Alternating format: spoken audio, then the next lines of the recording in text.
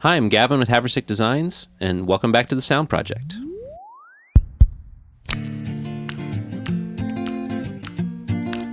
All right, so I'm here on location today at Legacy Soundworks in Cincinnati, Ohio. I'm very excited to be here with my friends Scott, Eric, and Brent Shepard. And thanks for joining us, guys. Thanks for coming. Yeah. Happy to be here. Indeed. Yeah. So this is a special place that you guys have here. It's something we've been working on for a while, and it's really cool to be back here and just see it, in real life. It was in CAD drawings and renderings for so long, and now it's operational, and you guys are going for it, which is awesome. Yeah, it's a dream come true for me. Yeah. It's so I guess if you guys could each tell me a little bit about, this is a family operation you got going on here, but tell me a little bit about how it got to this point. Well, with me, the whole music journey started when I was just a little bitty boy banging around on my mom's spinet piano, which, without getting too emotional, is actually in the studio. It's older than I am. And I ended up playing drums. Then I ended up being in bands and singing, and then older I learned to play guitar. I got into MIDI, learning about that, and piece by piece I started putting together recording equipment, and whether it was in my basement or an extra bedroom or wherever we were living at the time, I had that stuff, and I've never really had any training. I just read trade publications such as Mix Magazine, which you got us in, and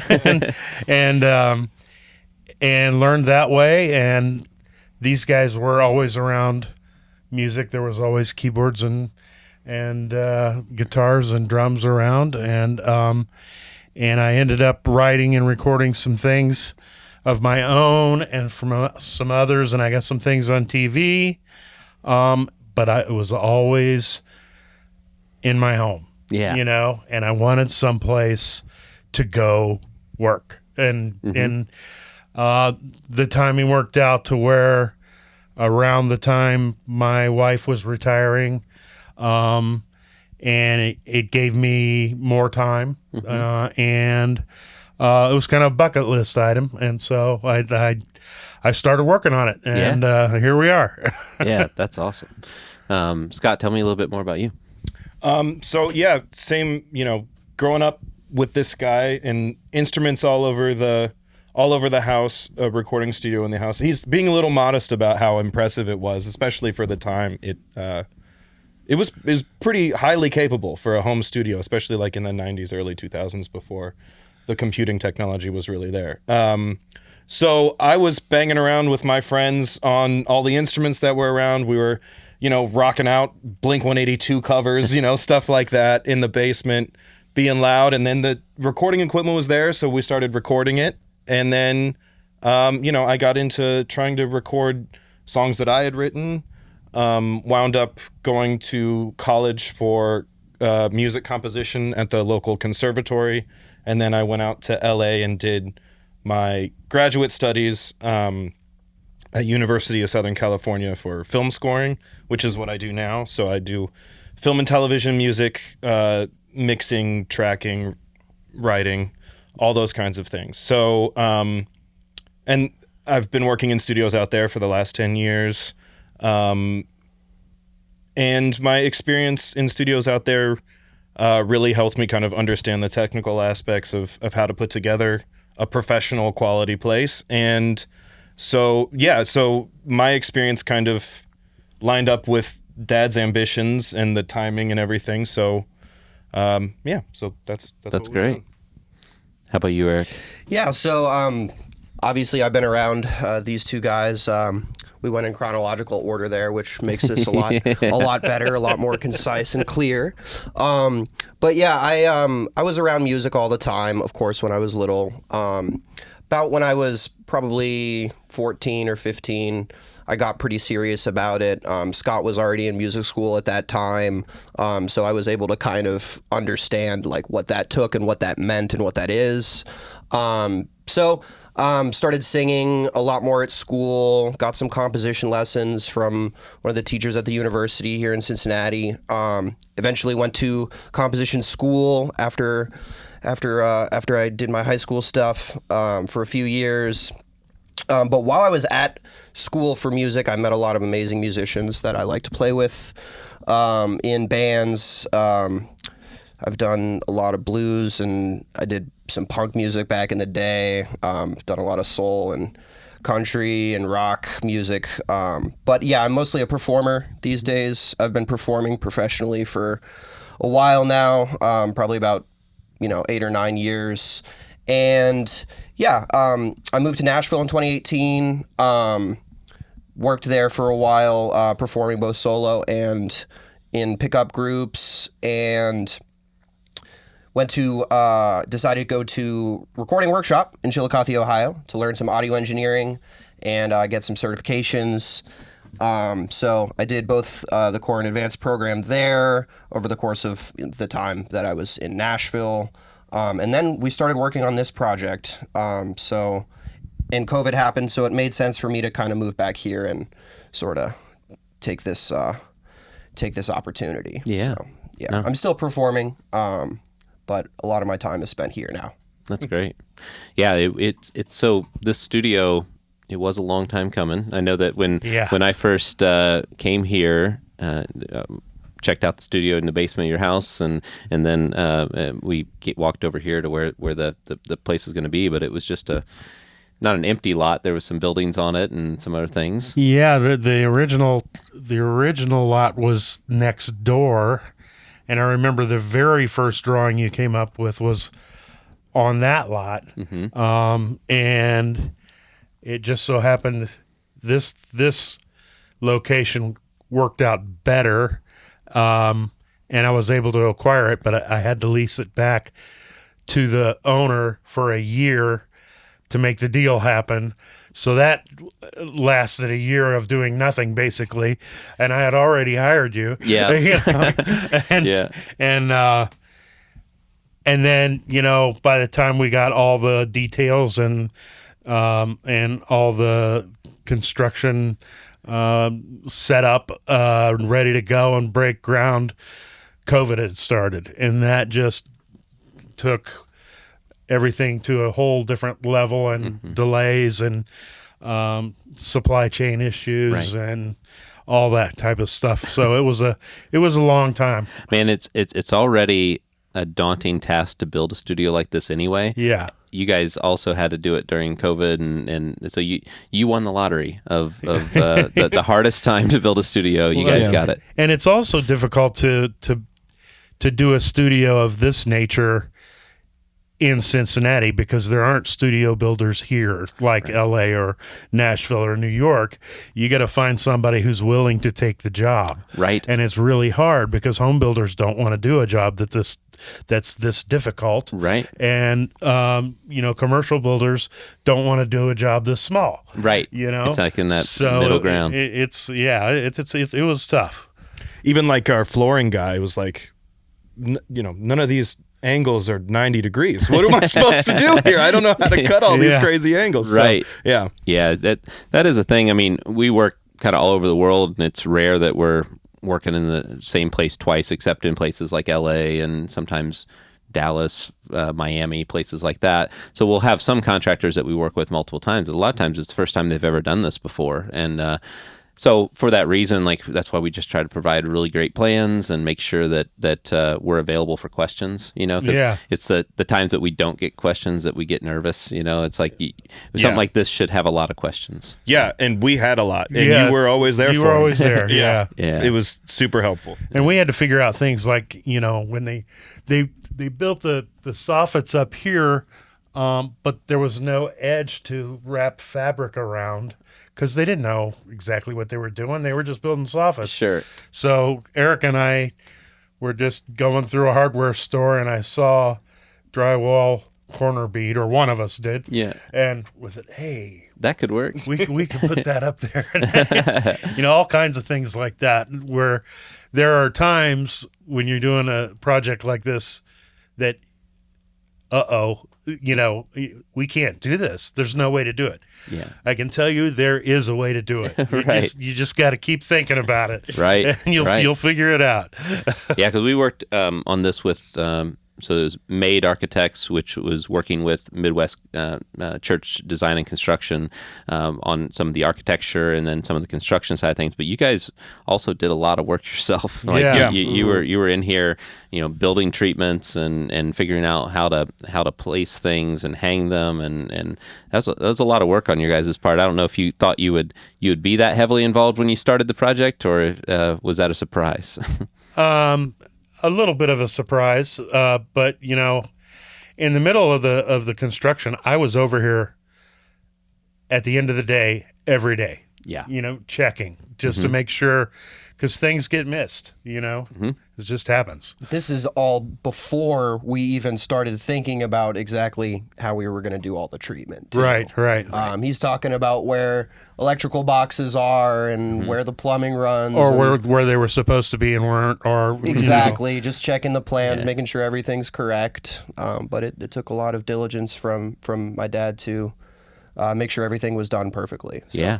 a lot of work. It's something where some projects they end up having a project manager or someone that keeps an eye on that, but you acted like that yourself, but I also think that there's a benefit of that, because no one's going to care as much as you about this Exactly. place. Yeah. Right. Yeah, so it's a lot of work, but it paid off. This place is amazing. It's got it's a obviously professional level studio here, but that it's also attached to it is a kind of like an Airbnb, but it's a house that people can stay at while they're recording here.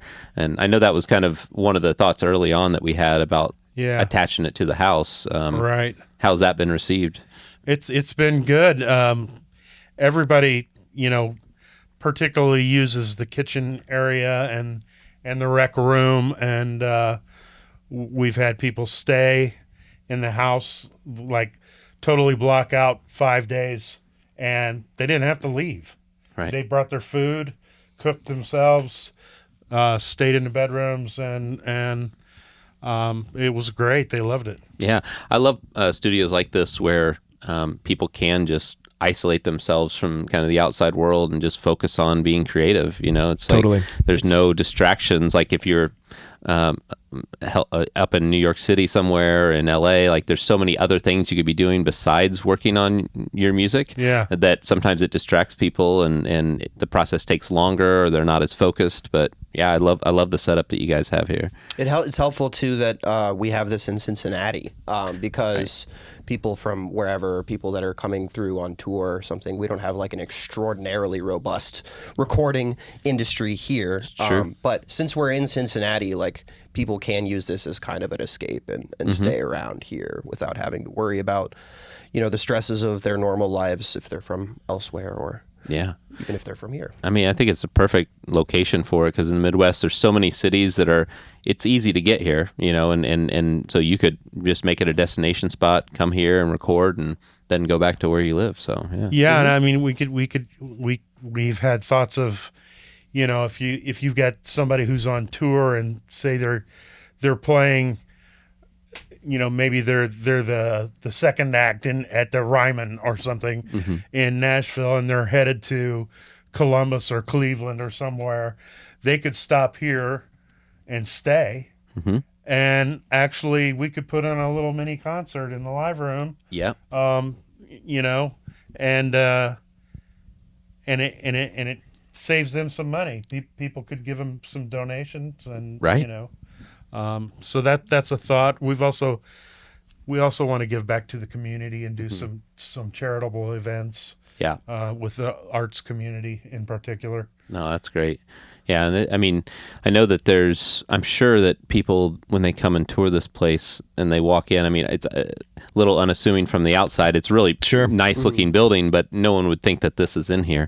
And that's probably by design. By design, for sure. Yeah. But it's, I'm sure, what's some of the reactions you get when people walk into this place? Well, a holy blank Yeah, we can't was say one that of on them. air. Okay. yeah, it kind of varies. I mean, some people just kind of sit down and start going, and other people really want to take their time and like kind of walk around and just like. See what's happening. Yeah. So yeah, it's totally. Everybody's always really excited, but you know, especially with musicians, like sometimes it's just like, okay, let's get the organ on right Yeah. now, turn it on. I got to start playing something. Yeah, I'm sitting down at the piano now. There are different reactions because, like my wife, who is kind of the business manager, she's a finance person, formerly of Procter and Gamble, and she brings people in for events that are not musical, just because the space is nice. Sometimes with those people, they just want to see the space. They're not interested in any of the equipment or any of the technical aspects. Right. But then other times I've had, like an open house type of thing, and non-musical people, they won't stop asking questions because they want to know what this does, why do you do this? How does this work? What do you know? Right. And it's kind of fun, telling them about the conduit in the concrete that we ran all the lines, and it goes to the patch bay, and then it goes into the converters, and all that type of thing. So it varies. Nice. So what kind of work have you done in the studio since it's been open? Like, is it mostly recording bands, or what kind of things are you getting into? Yeah, so it's been a lot of recording bands and small ensembles. Of course, we've got a lot of space here, a lot of instruments, and a lot of isolation. So that's kind of our bread and butter. We've done a little bit of sort of kind of hip hoppy, like in the box production type stuff, but not anywhere close to as much as the rest of it. So a lot of rock and roll, a lot of jazz, pretty decent amount of classical music at this point has been recorded here. But yeah, it's been a lot of live in session videos. People really want to use the visual aspects of this space to their advantage a lot. So I get a lot of calls to where people are like, I really want to make a video. They'll either bring in their own videographer or ask for, one of the people that I'm really close with. I have a couple, professional videographer friends that come and work for us sometimes. And yeah, there have been people that just want to come in for the art too. I'm working on a couple records that are very ambitious production-wise, take a lot of overdubbing, a lot of different sorts of instruments. And then, there are people that just kind of want to get live takes, and that's how they want to sound, and then we can go from there. Pretty soon we're going to have a lot of sort of improvised stuff. I'm going to be doing a lot of setups and press and record and just kind of chilling during those sessions. But that's cool. Yeah, there's a lot of jazz musicians, especially. Just want to shout those people out because those happen to be a lot of my friends and my and they I play with sometimes, and they like to play live. Yeah, of course. Yep. And I think that's obviously one of our strengths here is the amount of space we have, and the isolation and our sight lines leads to it being attractive to people who want to play together. Yeah.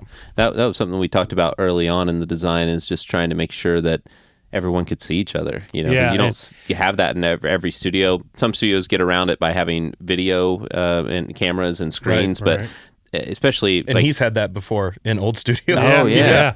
But there's nothing quite like just being able to look through a window and seeing the person on the other side. Right. And that's one of the biggest compliments we get, honestly. After people have tracked here, they're like, it just felt like we were right with each other. They can see each other. So yeah, they're really excited about the sight lines. Yeah. So I have to ask, is this what you envisioned when you thought about building a studio outside of your house? It's more because the funny thing is, I was thinking, well, I'll just record some local bands, record myself, because when I'm home, there's always stuff to think about and to do at home, Yeah. and you're distracted. When you're not at home, you can focus Yeah. more. And I was thinking on doing that, and I will give Scott some credit on this one. He told me, he said, "Dad, do it or don't do it." Yeah. He said you can build a studio that's maybe a little bit better than what you have, and it's just going to be in a different building. He said if you're going to do a studio, do it right and make it really really good. Yeah. And it's funny how when your two sons get behind you, how much more your wife agrees with it. Right. Yeah. It's nice. You have the But majority. She's all on board now, though. Yeah. Yeah. And it She also, loves it. as we were saying before, like kind of all of our experience wound up coming together to where we were able to build something kind of on this scale. Well, is that all at the same time? Yeah, and so it kind of snowballed into like, well, we could do this, well, we could do this, well, we could do this, and it kind of grew in iterations until it got to where it is. I mean, from my standpoint, like, I never expected it to be this much. It's big, it's beautiful, everything works, which is, Yeah. for the amount of it that we did ourselves is fantastically surprising. So Yeah. I planned and with their help, to try to not make any kind of mistakes where something's doesn't work and we did something wrong, and Yeah. really everything's gone very well. Yeah. yeah. And we have the flexibility to change things. There are conduits run through the walls with nothing in them right now. Yep. In case we want to run Dante or a camera system inside, or Yeah. things like that.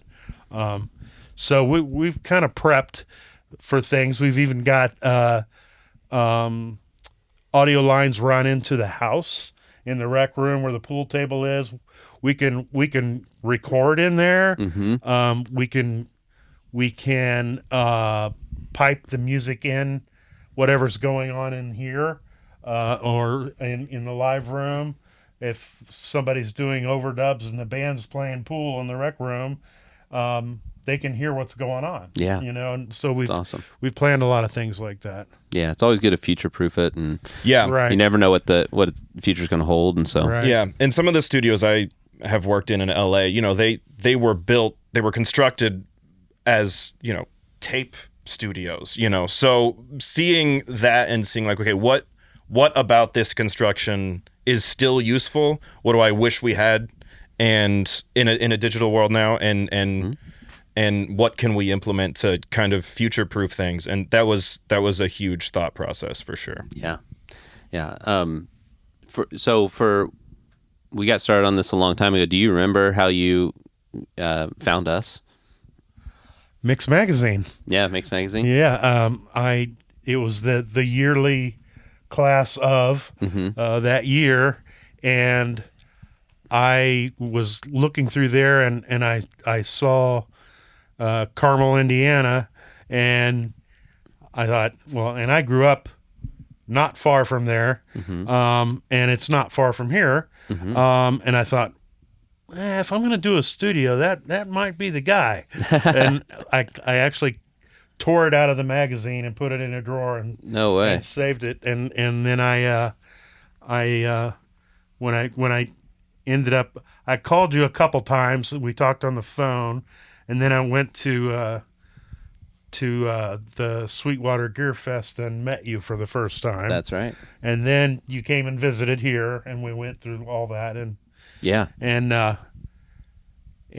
that's how that all came about. And then strangely enough, I get back into Mix Magazine, so it all came full circle. Full circle, yeah. Totally. That's really exciting that because we submit Just like all the other designers, we submit a bunch of studios every year for the Mixed Magazine Class of issue, and you never know who they're going to pick. You Yeah. know, it's like it's not something that you're submitting like frequency responses or anything like that. It's Right. it's mostly photos and a good design and all Sure. that stuff. But it is I was super excited that you guys got picked because I just knew like how much effort and time that you put into this place, and it turned out amazing. And for other people to recognize that as well, it was really nice. I mean, that was probably a big day for you guys too. Yeah, Yeah. that was fun. So, is there anything that you would have done differently, like for the studio, now that it's completed? Not that you want to think about doing things differently, but I can say to anyone who builds a studio, storage. yeah, Because we have enough, but it's not by a lot. Right. You know, we keep having to move things around and reorganize because things get cluttered. We've basically got a utility room and a load-in room, which is where most of our storage is, and we have to kind of keep it tidy, otherwise you won't be able to walk through it. Right. You know, and so storage, make more storage than you think you're going to need. yeah. And I think that you guys have more than most studios do, and Yeah. it's still It's because I knew that, having worked in a bunch of studios, and I Yeah. said so. You And did. so we made sure to make that happen. And yeah, it's still even tight. A big part of that is because we do so much stuff around here ourselves. So there's lots of tools and like, clamps and, stuff like that everywhere. And so some of that that's takes up been space. migrating back to the house. Yeah. Because we're doing less and less Sure. now. Sure. So how are you guys getting your name out there as far as people finding you? Eric? Yeah, I mean, mostly it's been a lot of like word of mouth, and I mean, I just know a lot of musicians around here, and yeah, just having personal relationships with those musicians goes a really long way. And then they spread it. Yeah. Yeah, and then there's just work that people have heard that other people, play, and people that have recorded here one time with one artist will bring another artist in, Yep. and then that kind of snowballs. And so yeah, I'm just on my phone all the time. I'm Yeah. just always talking on the phone and texting people constantly. Yeah. And it's great. I love it. Our- But we do have some marketing too. I mean, Scott made the website for us. He does all that stuff. Does a lot of the social media stuff that we do too. That all looks great. Yeah. We had a And, yeah. few articles Yes. in publications, and then we also, Valerie, my wife, is a board member of the symphony orchestra, so there's a little bit of a connection there, and I think some of our orchestral stuff has come through that.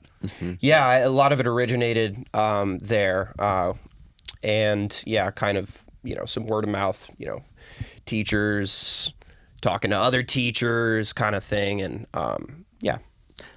I see a lot of studio owners, once they build their space, they have so much less time for their own music. Do you still find time to do your own thing? I've been struggling with it a little bit lately. Yeah, I mean, honestly, I think it's just like an environments thing. Like it's kind of, I can definitely like stay productive in like performing and like practicing instruments and that sort of thing, and making sure that my repertoire is really great. But it's kind of weird because like I'm not used to like composing in like a space like this. Like it's supposed to be in my room, So it's like I'm having a Where's little the bit of a mattress, hard time compartmentalizing the difference between, okay, I should be doing all of my writing and creative work here because of there's more tools. Right. But the comfort level and my mindset is, more at home. But I'm not at home very much anymore. Yeah, So sure. that's it's a challenge. But I'm getting some stuff done. I have some new work. So Nice. it's not nothing. I personally made a conscious decision to stop writing and performing. I had been performing for so long, and it mostly covers. And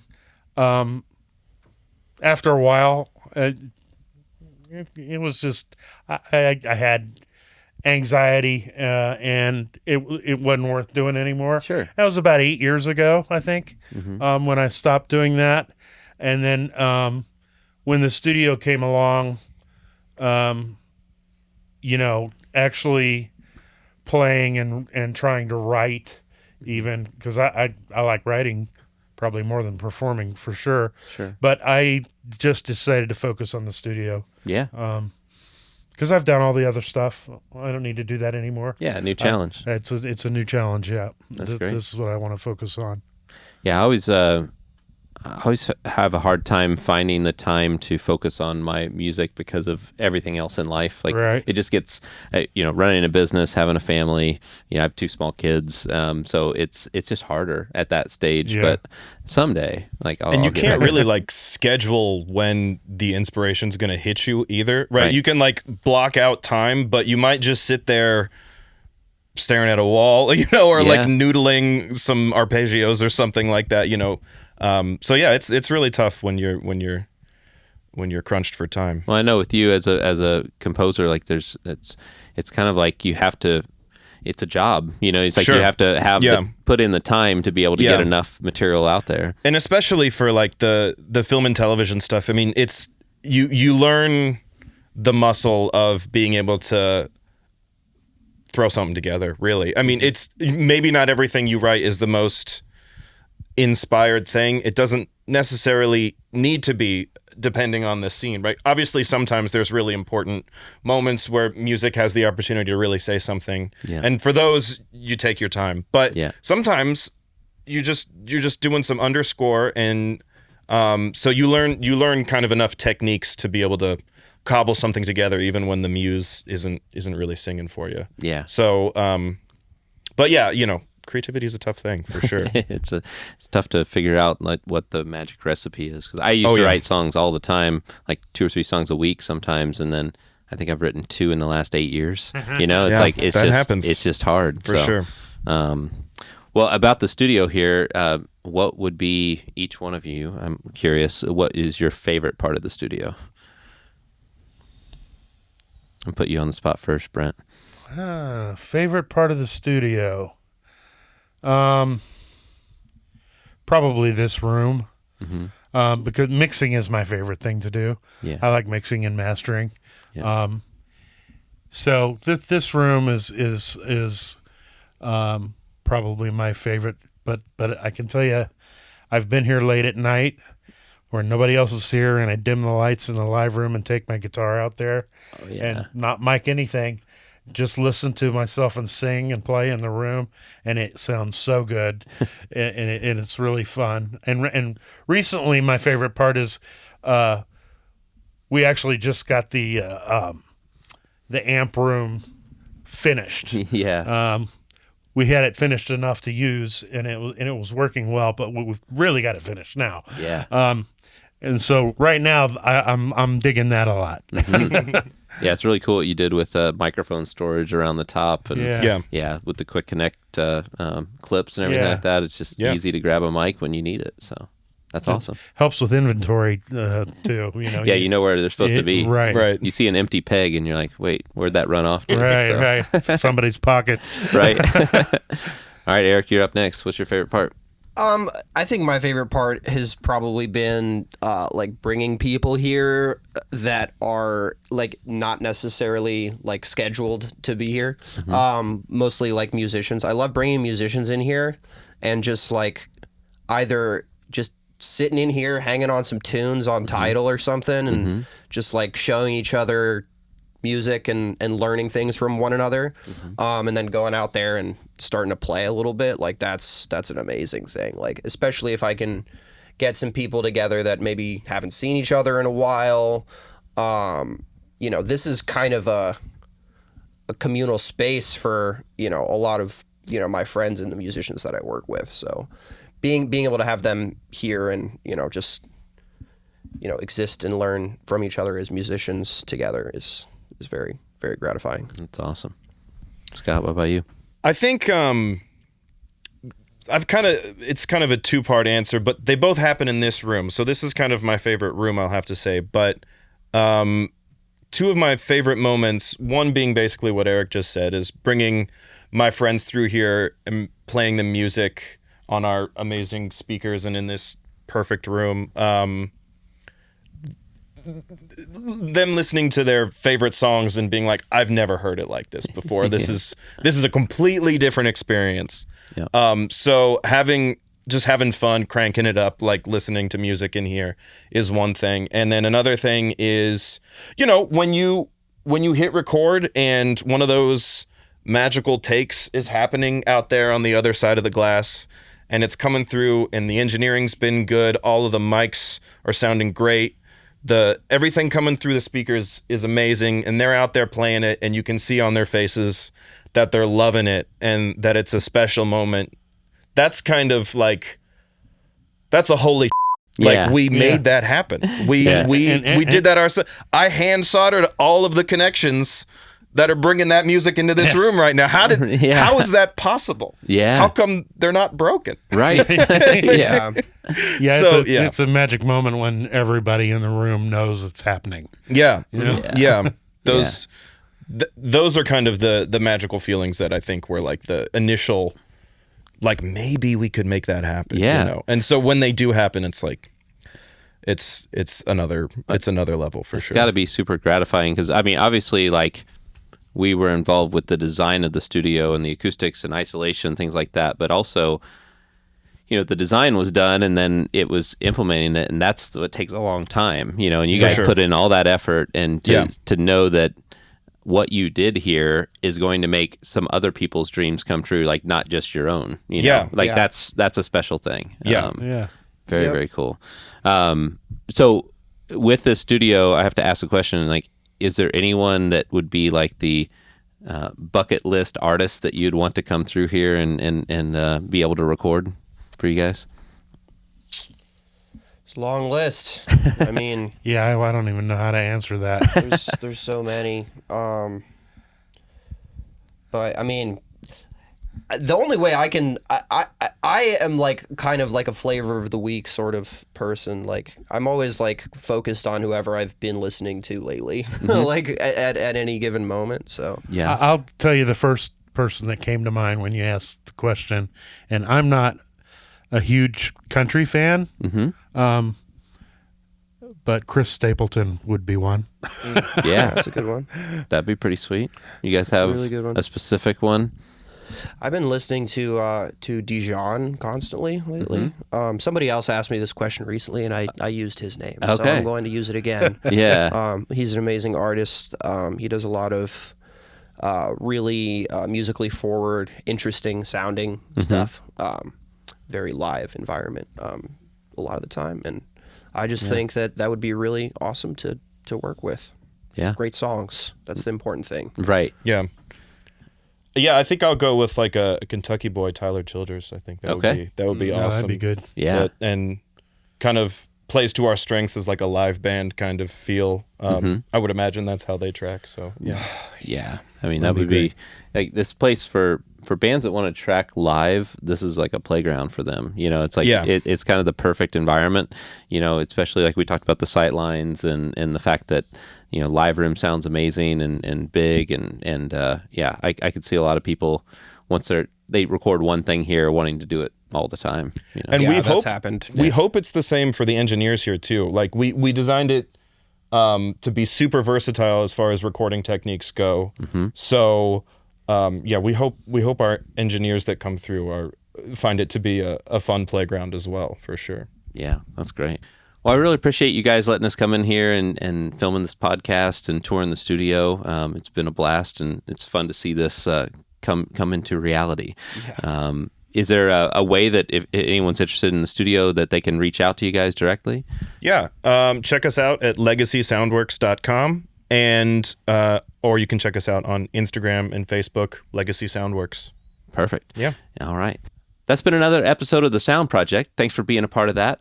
If you have an answer to that question that I asked about who would you like to work with on your bucket list, please comment that below, and we'll see you next week.